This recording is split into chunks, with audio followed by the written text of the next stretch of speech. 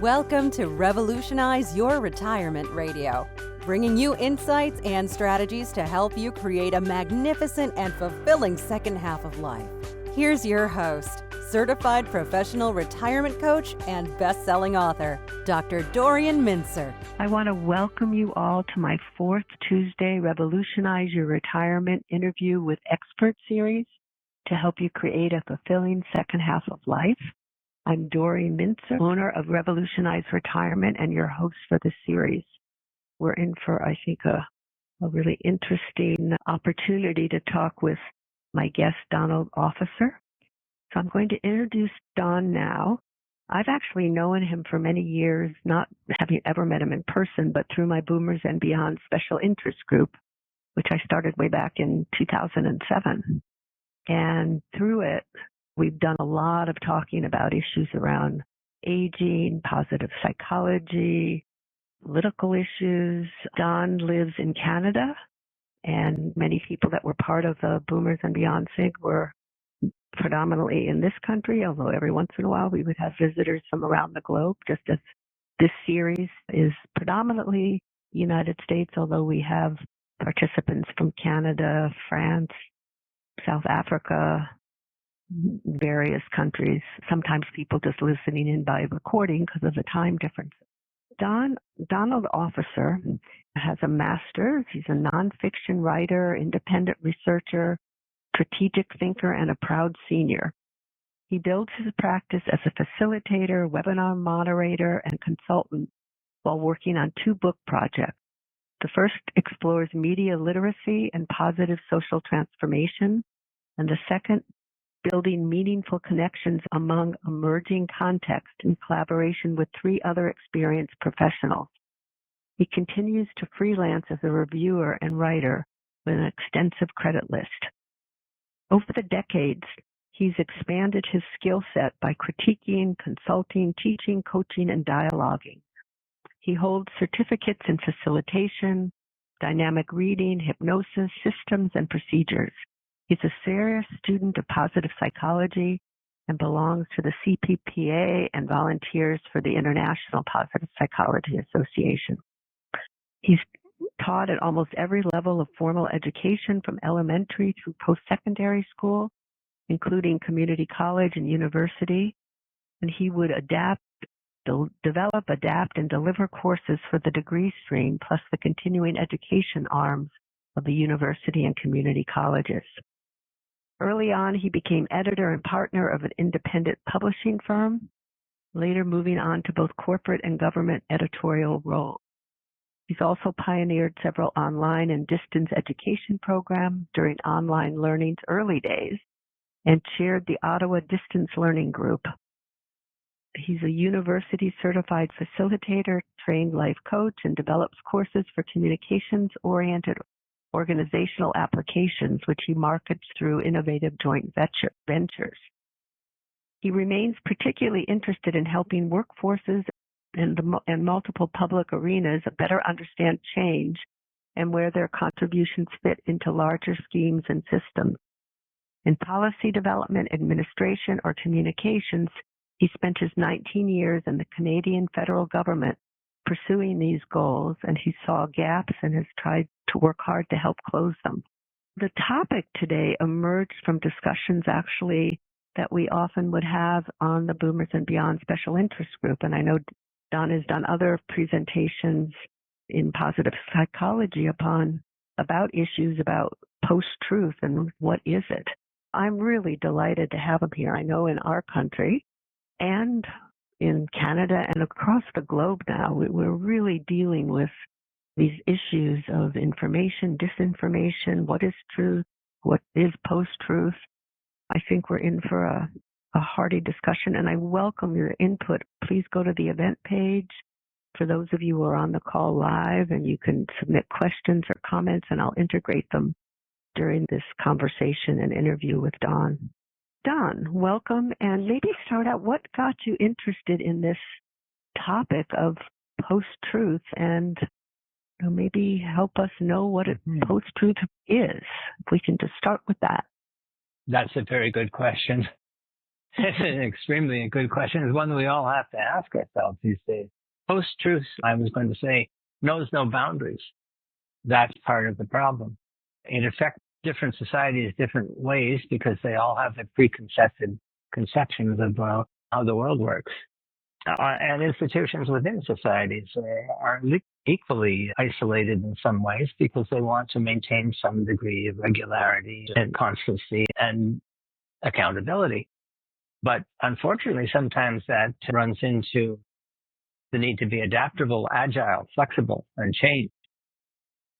I guess the biggest thing I noticed about post-truth, and by the way, I guess part of Can you define it, maybe? Maybe define it. That might be. Yeah, it's anything at all which is unexpected according to the norms that you are applying.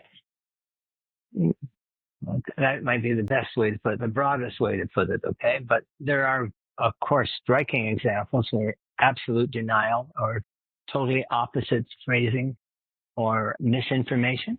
We talk about this when I go through the slides, but it's a very broad topic, and it's a very broad, it has its positive side. I have to make that clear. It has its positive side. A lot of scientists now are realizing that things they thought were absolutely settled and going to be the case for all time, like the Big Bang Theory, for example, physics, or to go to biology. We had ideas about evolution, and we're discovering some of those have to be modified somewhat because there's other forces at work. This should be exciting, though. It is for a lot of scientists, but for a lot of people who have to put things into force, who have to respond to rules, regulations, instructions, procedures, it can be a royal pain, especially if they didn't get the memo or the last update. And that happens a lot because we're not equipped to communicate on that level. Does that help? I think that does help. It gives a kind of a broad view. What got you interested in this? And then maybe we can proceed with the slides and all that. Yeah. My major freelancing and input, because it's easy to do and because it's fun and I get to read stuff, is doing reviews. And when you do a review of a book, you really have to keep your critical hat on because you don't know where you're going to agree with it and where not, and what you want the reader to be aware of when they're going through the book. So you begin to see what post-truth looks like, and you also begin to see that we have to have a more liberal approach to what is the truth, because a lot of people come up with very solid, very believable explanations that don't happen to conform with whatever is going around this week or this month or this year. And they often get left off. They get pushed aside because they're just not that popular. And we can see that all the time. Or you may be feeling more humble than you normally do because you realize you're getting more attention than you really rate on some topic because guess what? It's the flavor of the month. Yeah, that's where it probably came from. And when I was doing my English degrees, I was most excited by what I learned about both linguistics and also the exploration of meaning in various texts and how the way we teach literature often doesn't get that far. It stops somewhere around who are the main characters, what's the plot line, and where does it take place. And that's only part of the deal. Why did the author choose that? What kind of impact would that have had at the time? What kind of impact does it have today? These are things that are harder to deal with, but they are actually more interesting and get people reading, I think, and watching movies. Anyway, I'm going a little off track here, but I am trying to give you a full answer. No, I find that helpful. But what's also interesting to think about is maybe the benefits in some way in certain arenas of post-truth, or as you're suggesting, if I'm understanding you, thinking about things in alternative ways, but then it gets really problematic, at least we see in our country, when there's such polarities and it's almost like two different realities. And then it becomes very scary because so many people believe one set of truth and another set of truth as though they're truths. Mm-hmm. And I think, many people listening today may be thinking also around the political part. I know you're from Canada, not United States. But it is interesting to think about just taking what you're saying and thinking about it both in a nice general way, but also the specific of what happens with how do people decide what to believe and what happens to our own critical assessment of things. I think you're going to get onto it, so keep going. We do have our own issues in that regard, but we're not don't escape those problems just because we're north of you and the winters are long. But no, it's we have different problems. For example, I think we've noticed that your divided government, we have divisions, but they're not as sharp and they're not as deep. Unfortunately, that leads to centralization. That leads to people taking their own counsel and not paying attention to other people. And that creates a whole other kind of problem. And it's another form of inappropriate response, right? It's very hard to be on topic all the time. Anyway, let me begin with the first slide because I understand not everybody got them and part of them. You've explained that this is part of your expert series.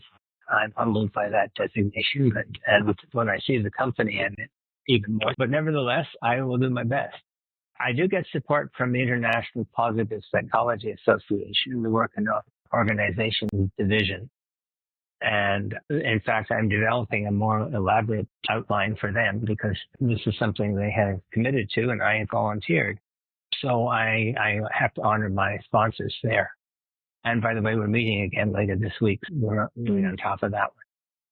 And my dedication for all our inspired elders and those who hope to become one of them. This is the title, Facing the Post-Truth Shift. And by the way, you may want to copy this down. You can reach me, and you may want to because you may have a lot of follow-up concerns, at donald.officer@gmail.com. That would be the simplest way to get me, and it's easy to remember. I'll repeat it again at the end. Great. Okay, now, what is this all about, eh? What is the genuine truth about anything? Are notions only specters or mirages? What does piling on information, no matter how pertinent, not help? Why does it not help? Sorry. It doesn't really, because it seems like you're trying to swamp people with data. They don't like that. They don't trust that. How well do we foresee outcomes in this environment? What do today's trends foreshadow? These are questions you need to ask yourself. I hope you'll get some clue into where you might go with that as you listen. Welcome to the Post-Truth Shift.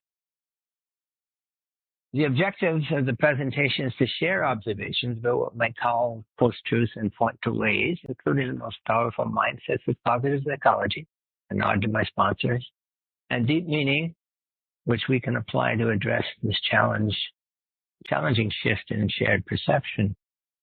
Post-truth does not just designate the obvious things we all hate: flat lies, misinformation, disinformation, noise, propaganda, alternate facts, and general misunderstanding. Or, yes, in the world of advertising and anything the government says. It also represents a sea change in how we must understand the world. A painful but necessary transformation. Let's face it, regions are bumping up against each other, a kind of infotectonics, if you like, the way the continents bump against each other, causing earthquakes and volcanoes and all kinds of hazardous results, but on a different plane. The post-truth shift influences every aspect of the social plan. The retired, by the way, and there's a lot of you out there, I am sure, at least I hope there are, you're not exempted from it either. Among close-knit groups of any description, some post-truth contagion is an ever-present possibility. You may have heard of the word infodemic. That came out after the pandemic because guess what? It created a whole lot of different opinions about how to deal with it and when it was over. People sense divisions in today's discourse on every platform, in every venue.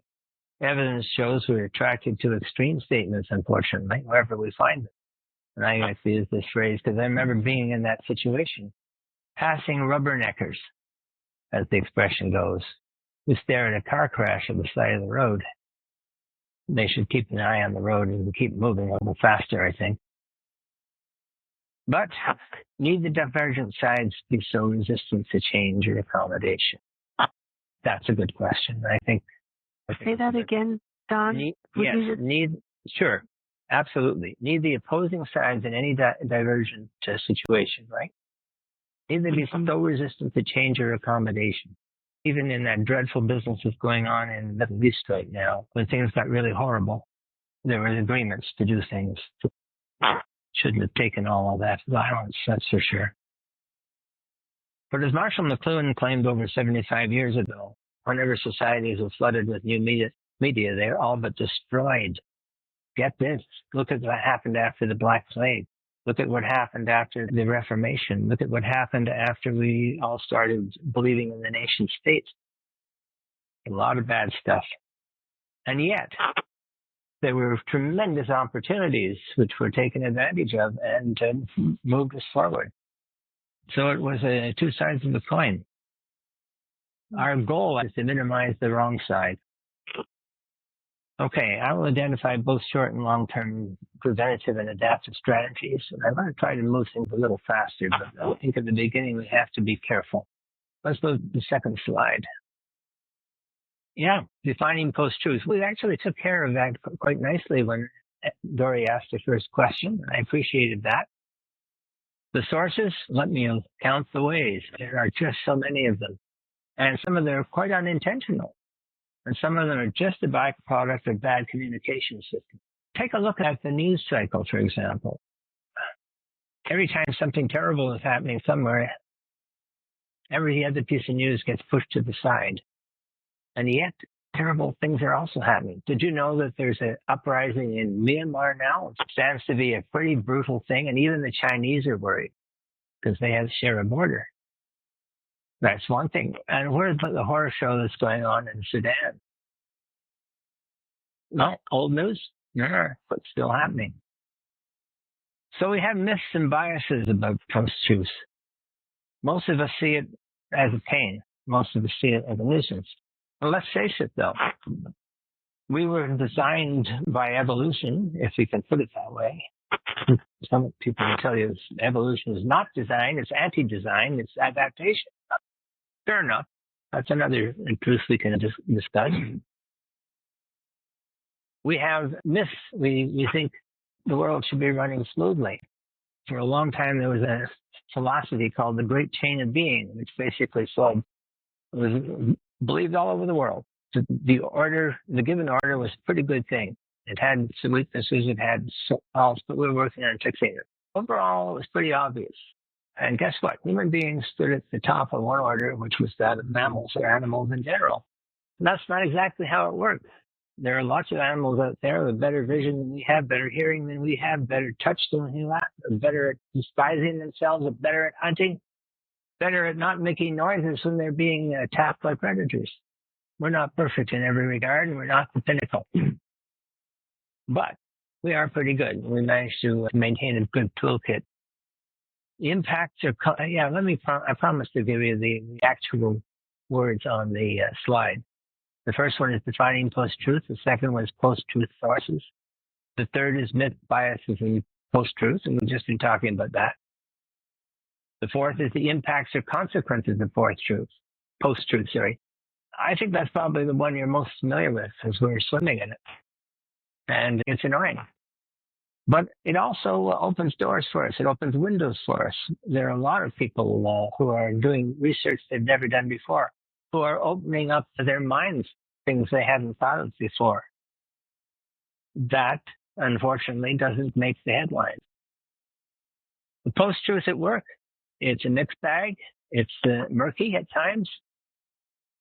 There was an author who wrote a book called Growing Pains. That's one way to look at post-truth. I suppose you could even say that about the end of the Middle Ages. The Renaissance had a lot of growing pains associated with it, some of them quite brutal and lasting a long time. Let's hope it doesn't this time. Okay, let's look at slide number 3. Exploring the Post-Truth World is the title here. Who should be listening to this? I guess it's too late, if you've already signed on. But I hope everybody who signed on will agree that there's something they can get from this. No matter how loosey-goosey you think my opinions might be, or how short of the mark, or how shallow, if it gets you thinking about what it means to you, what in your world, in your life, in your goals. That would be a satisfactory achievement, in my opinion. So what might you hope to learn today? Now we're getting to the nitty-gritty of it. And what are the sources of post-truth that are at work that you see around you? Are any of them positive? Are any of them totally insoluble? In other words, what they call a wicked problem? And how in particular does post-truth actually affect you? Funny thing is, in the surveys and polls they're doing, they find that a lot of people are saying, oh, the world's going to hell in a handbasket. But I'm okay. My life is better. What's going on here? How did they come up with the first one? They had some of those myths and some of those prejudices and prejudgments working at them. It's not always fun to turn on the news early in the morning and hear just what's happened lately. What, is that affecting you directly? Not that you should be selfish, but let's be honest, let's get things in context. I must say that a lot of people, with the clinical work I do with my both therapy and coaching, many people are just saying, I don't even want to listen to the news anymore. It's just too upsetting, or there's just so much disinformation, and it's frightening on how many people are believing the disinformation. And so I think, and I wanted to, just because you said at the beginning, to remind you to say that there's an advantage of being older. Maybe you want to. Absolutely, there is. You want to add that now or well, later? It's a good time to bring it up. Maybe. It's always a good time to bring it up. Okay. As some of us are getting older. Yeah, no, it is, because you've seen a lot of things. You've seen a lot of problem areas that just dissolve. Now, there are people who have great headaches because they're tasked with dealing with those problems. I remember, I guess it was Harold Macmillan, the British Prime Minister back in the 60s or 50s, back in, I think it was the 60s, was asked, what was the thing that most surprised you when you became Prime Minister? What was it that you found difficult to deal with? He gave a one-word answer: events. And that's about the size of it. Everything is unexpected, certainly in the form it comes, right? And even when we see things that, we were promised and we expected to see them, they didn't turn out quite that way. There were downside, or there were complications, or there were people that you had to consult that you never thought you'd have to deal with. But are those and I think older people. Oh, no, go ahead. Post-truth is part of that. Yeah, you're right. Absolutely. Mm-hmm. It gives you the impression that nothing is true anymore. Mm. I think it's a matter of context. And that's one thing that older people are better at. They understand context. They understand that whatever forces were at work at this time created the issues, the problems, the opportunities that they took advantage of. Those may not be there anymore. I'm grateful that I did my university training when tuition was not through the roof. On the other hand, I didn't have a lot of the aids that today's students have. I had to go to the library, darn it, all the time. I had to hope the book was still available and so forth. And I found a lot of my sources were limited. And I found my professors hadn't read as widely or weren't keeping up with the news on their subject because they just didn't have time or the access. There you go. There's an upside and there's a downside, and we all have to work that out. And as we get older, I think we get better at things. We notice, for example, problems we really don't have to solve. We notice things that other people will take care of because they're more closer to the mark and they're closer to the problem and they have more of an interest in getting it resolved. So I was going to say, what are the sources? How does PT must affect you? That's pretty much that slide. But you will learn the following, I hope, or learn about these things today. That's the nature of the challenges you face every day, where shifting attitudes actually come from, sometimes from new generations, sometimes from new technologies, sometimes from new attitudes, and how individuals, groups, and purposes change. They do, with surprising speed. How easy is it to be misunderstood? I can say 2 words: call out culture. It's very Say that easy to be again. misunderstood. Call out culture. Have you heard of that? Call out. Yeah, you can say right. almost anything about almost anyone, and someone out there is going to nail you for it and say you shouldn't have said that. Yeah. We sometimes call those people trolls, but some of them are just taking a different perspective, and they deserve to be heard too. Maybe they don't deserve to be heard when they're yelling in your ear, but they do deserve to be heard. Now, I'm going to say how and why your identity is in flux.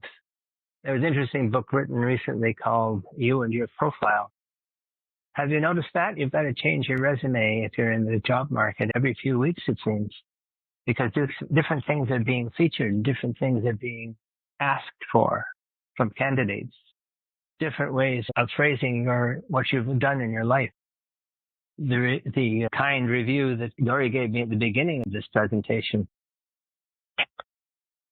was not untrue, but I could have given you one that touched on a whole lot of other facts, which were maybe relevant in a different context, or maybe even in this one. Does that mean that what you heard wasn't true? No, it was true, but it was selective. And by the way, selectivity is another form of post-truth that we have to watch out for, because people will often choose they'll choose the problems they can solve more easily, especially politicians. Have you noticed that? They don't want to choose the difficult ones that they know are going to be there after they leave office. How individuals, groups, and purposes change, how easy it is to be misunderstood, and finally developing coping skills to face post-truth. I hope just the awareness of what it is and how pervasive it is, how powerful it is, and yet how manageable it can be if you approach it the right way. That's what I hope to get out of this presentation. But I'd like to hear from you. What would you like to get out of it, right? I invite people, if you want to submit things, comments, questions, I'll be able to integrate that on the event page. For those of you who are there live, you'll see where to submit any questions or comments. Yeah, go ahead. Right now, I don't have any. Interrupt you there. Yeah. No. Okay. Well, that's not always a bad thing. Sometimes silence means they're thinking it over. And I think some of this stuff has many angles to it. I know it does. I've been tripping over them all the time. Adapting to the shifts. Okay, good general advice here. The owl, sign of wisdom, and fantastic eyesight. I say, first of all, adapting to the shifts, wear your knowledge lightly. Don't force yourself into a corner and say, this is me and this is going to be me forever. We had a prime minister who said way back when, a British citizen I was born, a British citizen I shall die. It was right, but that wasn't the whole picture. I think he didn't say citizen, I think he said subject. In fact, he was referring to the monarchy, if you want to believe that. Move upstream when you can. Now, the Heath brothers, or Dan Heath anyway, wrote a book a couple of years ago called Upstream, in which he said, you know how many problems can be resolved if we look at their origins rather than when they're really critical and they're staring you in the face and making a mess of everything? We don't seem to do that too often, right? We're not encouraged to look at the future or at the past. And this is a matter of looking at the past with a view to the future. Seeing things in a temporal context. Watch out for obsolete knowledge systems. They all are to start with, because the moment anything goes on paper, it's already out of date. But that's what keeps things going, keeps things lively. But are we smart enough to make the changes? Are we smart enough to make the complete changes when we have to? And I always say use plain language, not bafflegab, which is essentially what I guess it was the guy who wrote the Parkinson's Law wrote. That's the language of bureaucrats everywhere. And it's designed to put you off, to keep you from, as a decoy, to keep you from getting at the problem they can't answer properly without embarrassing themselves. And I talk about prof talk too. Of course, researchers need to talk the language of their discipline. Otherwise, they won't get published. They won't get listened to. They won't get research grants. But if that's as far as you go, you may miss the real points for real people. And it's good to see that a lot of experts these days are writing books for regular folks. And they're using regular language. And that's very important. Because if these changes keep happening at the rate they are, and they will, and they'll go faster, people won't keep up and they'll get angry. They'll say, why wasn't I informed? No, it wasn't time, and we don't have the tools. Move fast when things break down. Yeah, that's when you need to move quickly. And things are always breaking down, but are they breaking down enough? Usually, though, we move the other way because we say we have to be careful here and conservative. Maybe being conservative is the worst thing you could do. Certainly, if somebody's drowning, you don't wait for someone who's a better swimmer to come along. And watch for patterns. See the big picture. This is where a view of history helps. And by the way, we're not very good at looking at the future. Some of the positive psychologists have noticed that we don't even see what we will look like in 5 or 10 years. We have no concept at all. We don't give it much space or time. We should start speculating. It doesn't mean we have to say it's gospel. In fact, we know it's not. A lot of it's not going to happen. And if it has happened, it won't happen quite that way. So those are factors to consider. I wrote in capital letters in my notes the word hypercomplexity. That's what we're experiencing now. And that's hard to deal with. And a lot of hypercomplexity have been hypercomplexity, So complex it's almost impossible to deal with. Or certainly to deal with in standard ways. You can't just walk in and say, use your usual tools for analyzing things and defining your problems. You've got to be looking at all sorts of things happening at once. And you've got to do some prioritizing, and you've got to make some tough decisions. And sometimes you just say, this will look after itself. I know it will, because this is the way it's set up. So I don't really need to do anything. So do you struggle with the demands that come with adjusting for change? That would be the question I would ask. And if you say no, well, you're lying. Is there a distinction between constructive and destructive skepticism? Maybe not. Depends on which angle you're coming at it from. How might our experiences with positive psychology, going to my sponsors again, give us the strengths we need? Well, we're going to look at that in another slide. And here's something that was produced by, go ahead. No, I was just going to say, go ahead.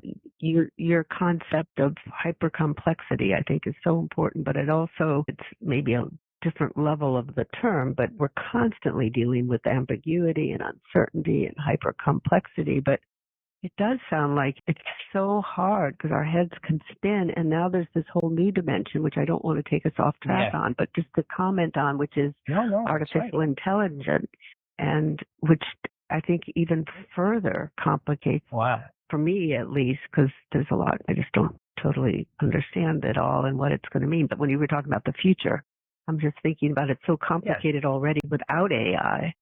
And then now to think about what is truth? What is an original piece of whatever it is, writing or art or whatever? Yeah.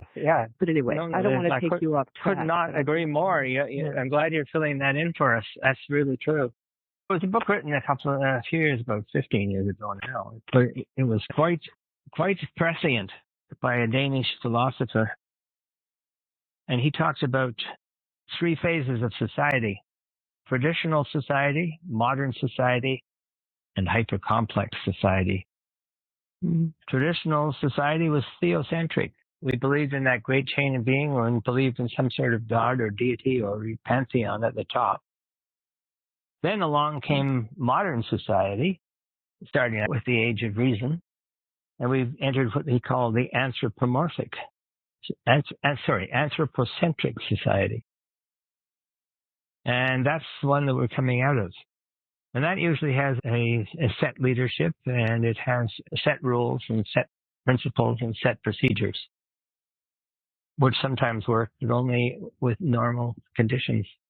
Because we have now entered the hypercomplex society, in which there's polycentric authority. authorities from all kinds of different directions, all kinds of different sources, from all kinds of regions around the world. That's why conflict is becoming so dangerous and so sudden and so unfair. Because that's the picture of hypercomplexity in a nutshell. Mm-hmm. That's helpful. And you can see it, you can see it in so many areas. This is one of the things intellectually that got me started on this whole post-truth thing, because I could see that was an inevitable outcome. Because if you've got different sources of authority, you're going to have different ideas about what authority was, and you're going to have different ideas about what the truth was. And okay, so that's why the big picture is very important, even if it seems to be contradictory at times. That's why you wear your knowledge lightly. I do have a question from one of the listeners, Jan, who, I think it relates before we move on, because I think you'll maybe be responding to parts of it as we move on. But as she states, as she and I have spoken, as she's been part of the SIG, so I know we've all talked together, but it's so hard not to feel overwhelmed or stymied by all this hyper complexity. And it can create a situation where then people begin to feel frozen and unable to make a decision because there's just this morass of perceptions and different information surrounding any topic. And how does one not be overwhelmed and paralyzed with this hyper complexity? What an excellent question. Yes. Look at education today. The kids are struggling. The teachers are struggling. Mm-hmm. How can we keep them from being overwhelmed? There's a risk of being underwhelmed by not addressing these issues at all and appearing like you're naive or condescending. Yeah, I think the answers are something you have to decide for yourself. Find your own strength. Find your own approach to what you need to know. Question things. Remain curious. I think it's some famous rabbi who said, I don't need to solve every problem. I just need to begin. That's the attitude to take. And I would say if you participate, you're ahead of the game, because so many people just stand aside like they were avoiding falling hair. Yeah. It reminds me of, not long ago, I interviewed Ellen Langer on her new book, The Mindful Body. In her part about decision making, she says, in a sense, you just have to make a decision and make it be right for you. But I guess then you also can run a risk. But I do think that it's so hard to make decisions in this very hyper complex world. But this is where post-truth comes to your help, comes to your aid. If it's post-truth, then anything you do is going to be okay, in some sense. Mm-hmm. I had a philosophy professor who ended every statement he made with that phrase. In some sense, you have to agree with me. Now, it sounds a little silly, but the fact is we are constructing reality. We are constructing truth as we go. And we can reconstruct it. We can patch it up. We can change it. As some known person, I think his name, Robert Quinn, wrote a book called Building the Bridge as You Walk on It. This was advice to managers. He said, stop thinking it's got to be perfect before you take a step. That's not how the real world works. That's not how the social world works. That's not where the world we live in works. And I hesitate to use a phrase like real world in view of what we're talking about, but there you go. So does that help at all? I hope that Jen, who's, I know, pretty demanding in what people would try to put past her. Anyway. A consummate, wonderful elder who thinks about these things. But I think it's something yes, I've met Jen online, yes, many places, and I appreciate where she's coming from. Yeah. But I think it affects all of us. So let's move on to the post-truth versus positivity. Maybe these are part of the ways we can try to move forward. Post-truth versus positivity. This is a shameless plug for the positive psychology line of thought, but it's a good one. Carol Dweck wrote a book called Mindset a few years ago, in which she pointed out that you could see this in school. Okay, and this actually addresses the very point we were just discussing. You can take a look when you answer a question and it's wrong, according to some charts, according to the rules. Maybe it's mathematics. It's pretty hard to argue with that. But you can learn from that. Where did I go off? Maybe I made a mistake in the procedure I used. Maybe I should have written more stuff down. Maybe I should have listened to the teacher. Nevertheless, these are all fixable things. And there's many things that are fixable or manageable at least. Well, that's your wicked problems. You can't fix them, but you can manage to keep things from getting totally out of control. And that's your growth mindset. You're prepared to make changes. You're prepared to wear your knowledge lightly. And that's how you learn. That's how science progresses. That's how philosophy progresses when it's not stuck in some mire somewhere. Anyway, we become what we behold is the second part of this one. And the major title for this slide is Post-Truth versus Positivity. Sorry if you didn't get that, right? Thanks. Yep. We do become what we behold, right? So if you want to behold all the problems and all the handicaps and all the issues that are stopping you from getting where you want to go, guess what? You're not going to get where you want to go. You just made sure of it. My art teacher wrote a thing on the board at the beginning of the term. Aim at nothing. You are sure to achieve it. But Blake said that a long time ago, and he was right. And by the way, because we construct reality, the bricks we put into it become the solutions we think we can foresee. Stop grasping at cosmic stuff. Some people look at something like the theocentric approach, right? They look for an overarching umbrella theory that explains absolutely everything. Theories of everything have always been popular. It's popular in physics. Maybe it's worth a try, but you're never going to really get there. There's just so much out there. On the other hand, if you use it that way and don't just grasp at it in despair, hoping that somehow or other you're going to stay afloat, that's a much better way to go. Encourage your curiosity. And the PERMA formula.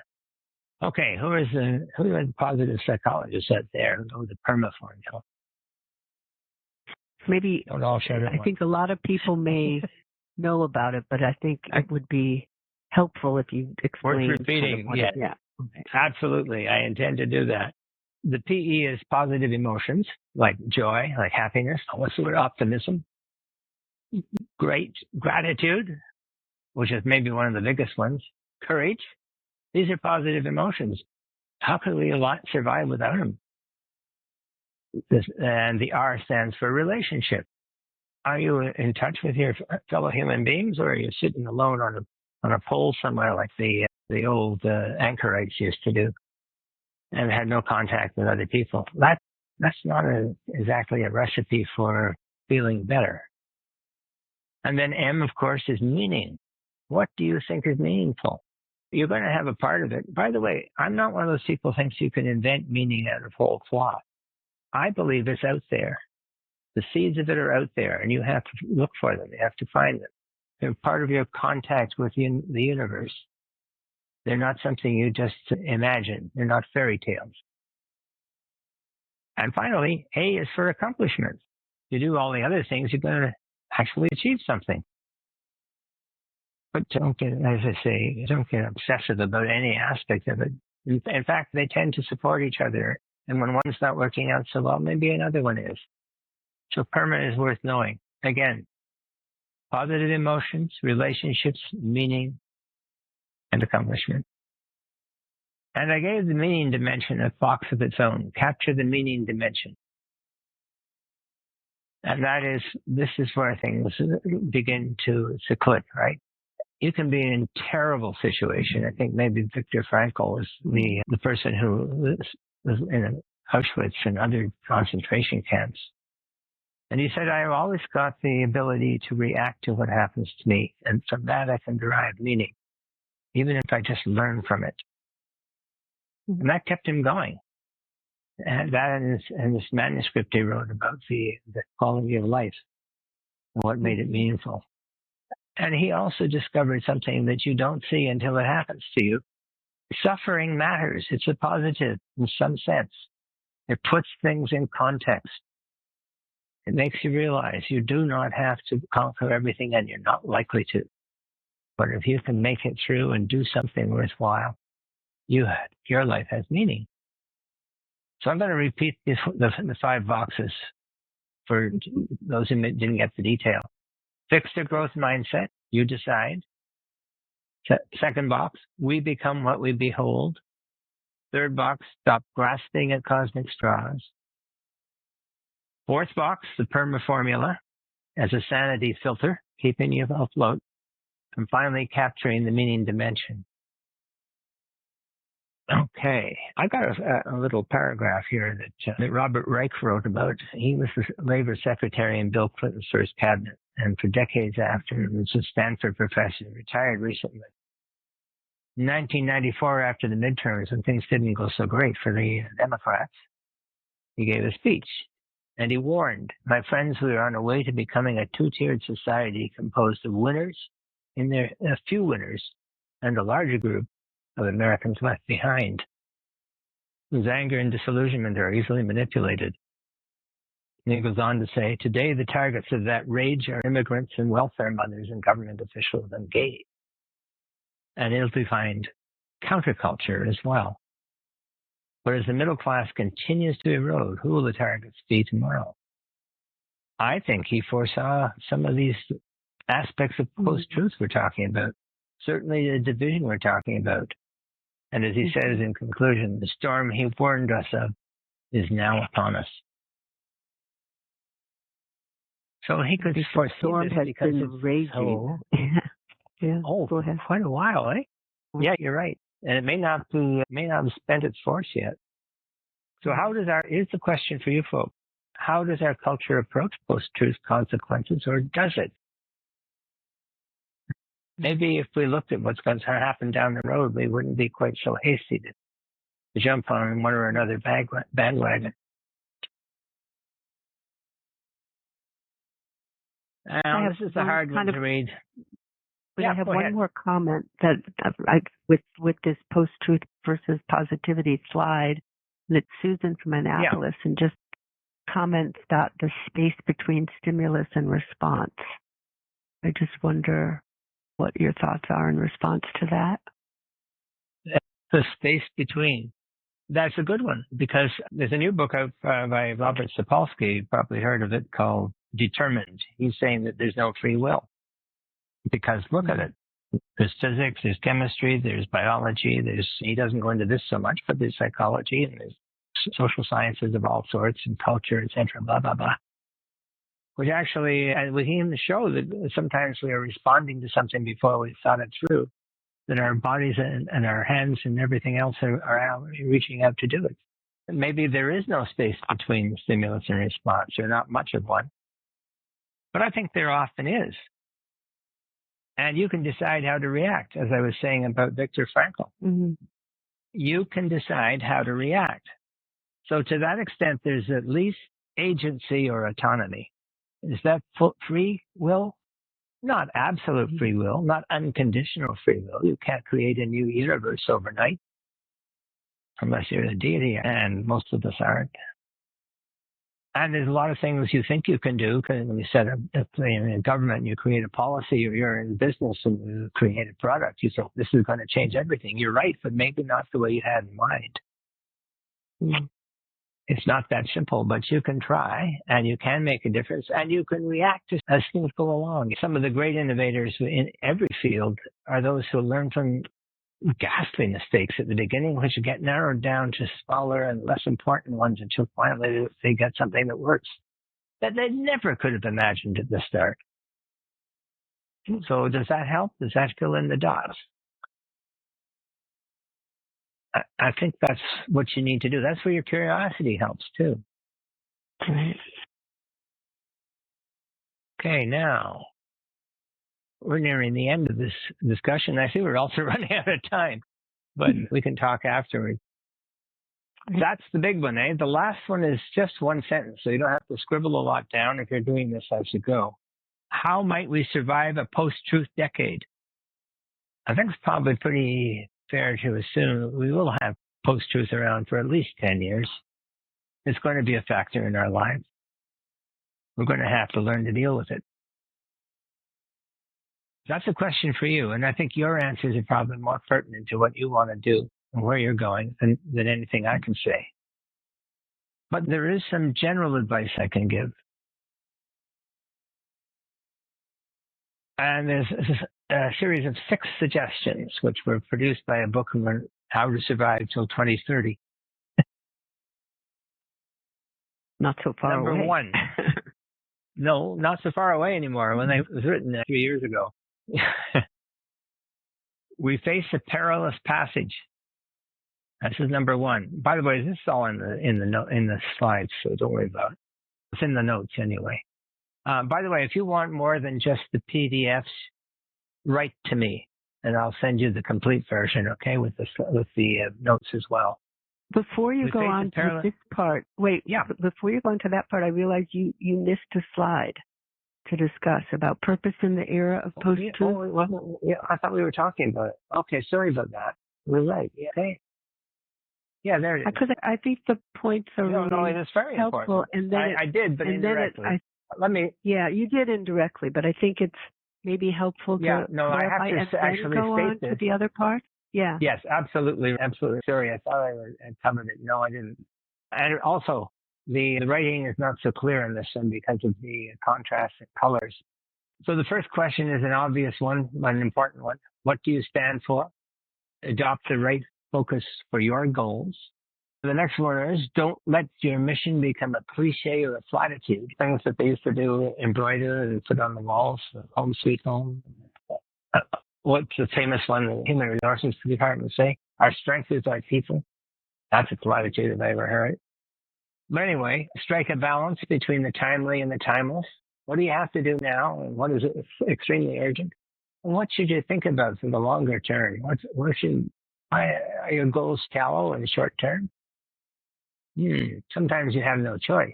I guess it was Covey who produced that matrix when he talks about how the things you look for are the things that are meaningful in the long term, that have real purpose, as opposed to the things that are essentially in your face and screaming for attention. Some of those things are important. Go after them first. But some of them aren't important and can be let to lie, even if it's a little messy, because they aren't important. And let's see, what's the next one? Oh my God, that's so hard to read. But I've got another version here. Yes. Try to meet others where they are right now. That's a plea for dialogue. Boy, do we need that. We don't listen to each other. We talk at each other, but not to each other, but we don't listen much. We want to get our points out. I was talking before about your profile, getting your CV out and getting it updated. You're trying to second guess the people who want to see it. You might succeed, but you might actually put them off. Find your own authentic flow. We all have our own strengths and our own capacities, our own abilities, our own preferences. Use them positively.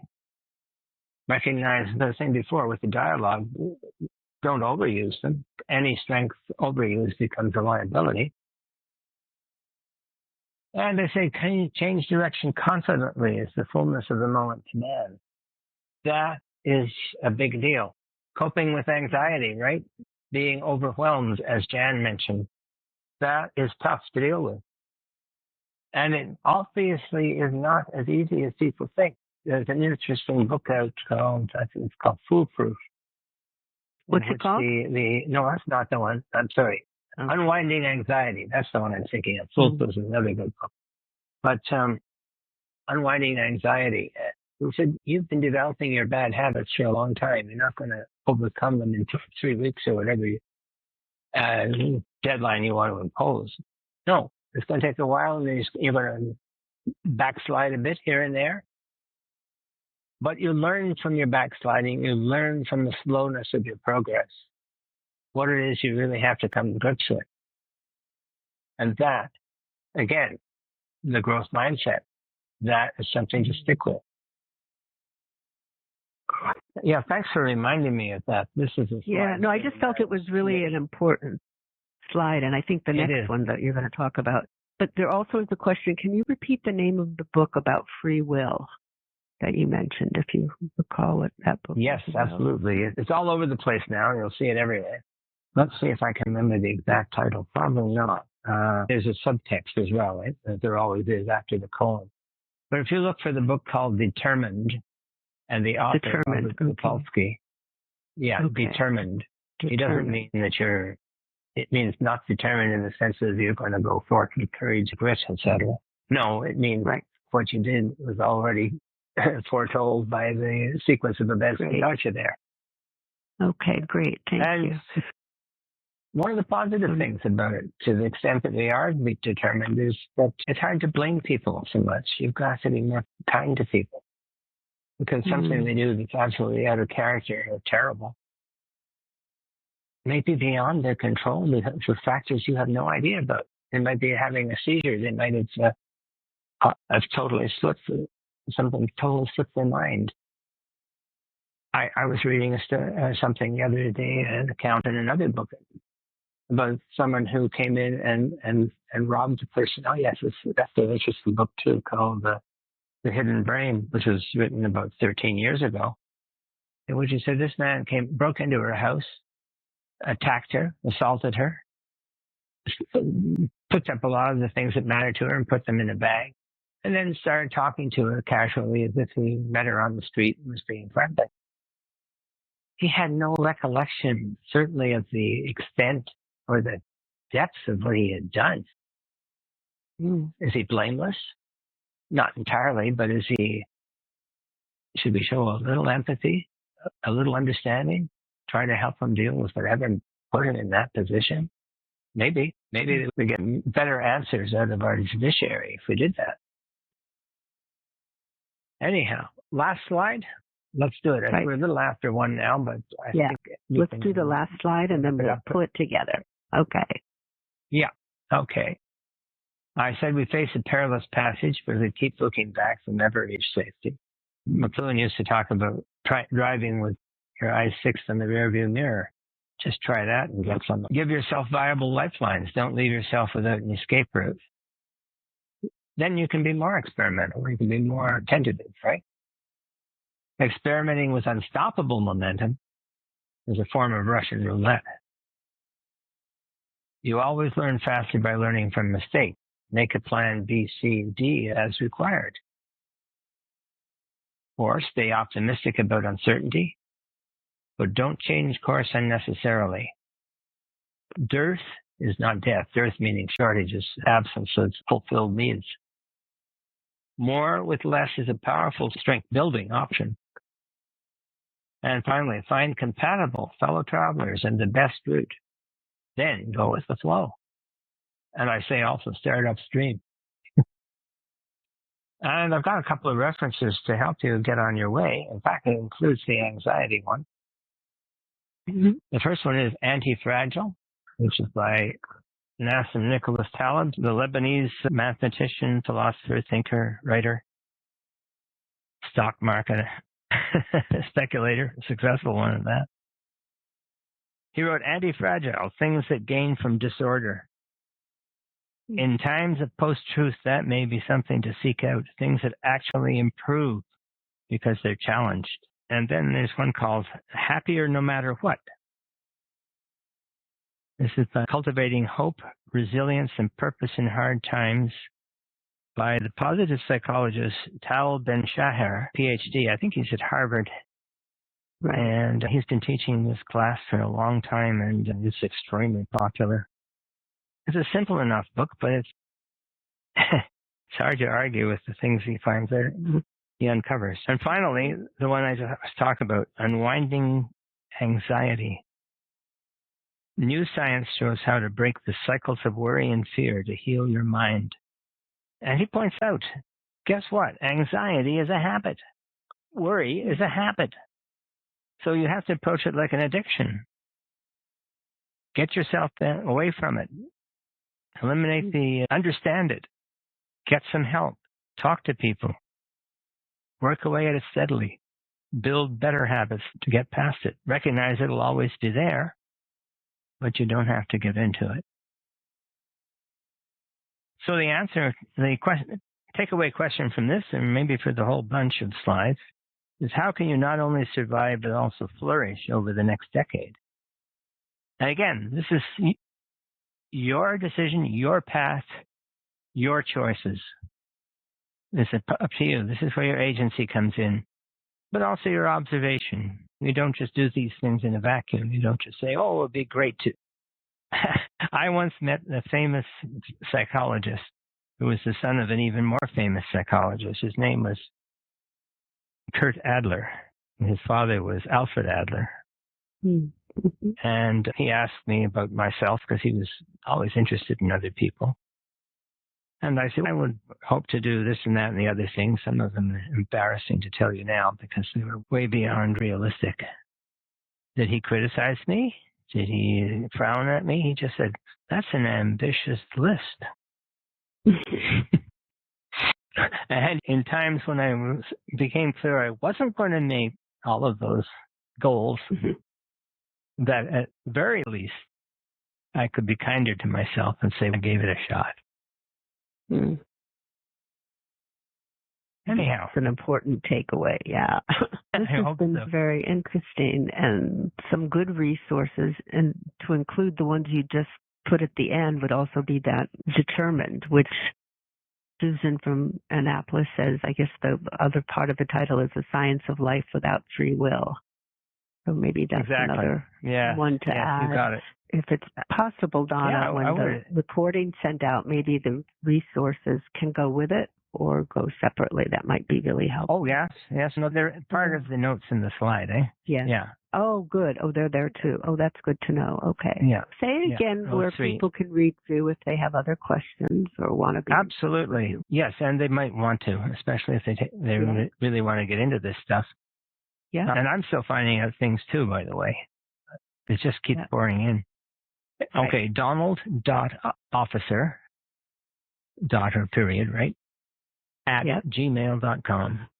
I have other emails, but that's the one that's easiest to get me at because they all go to that one. Keep the easiest. Donald.officer at gmail.com. And you'll find it on the page one of the slides. On the page, of course. Great. Thank of course, you. if you want, looking for the slides. Yes, go ahead. Yeah. And people can go to the event page to be able to see the slides and then also the resources. Yeah. What final takeaway would you leave with us? Because we need to pull it together. So what final takeaway would you like to share? Post-truth presents its challenges, but also presents its opportunities. We need to hold tight, and we need to realize that this too will end, and we can do something about it. It is not necessary for us to take it all on our shoulders and try to think we come up with the final answer the guy just did. No, but it is up to us to do something.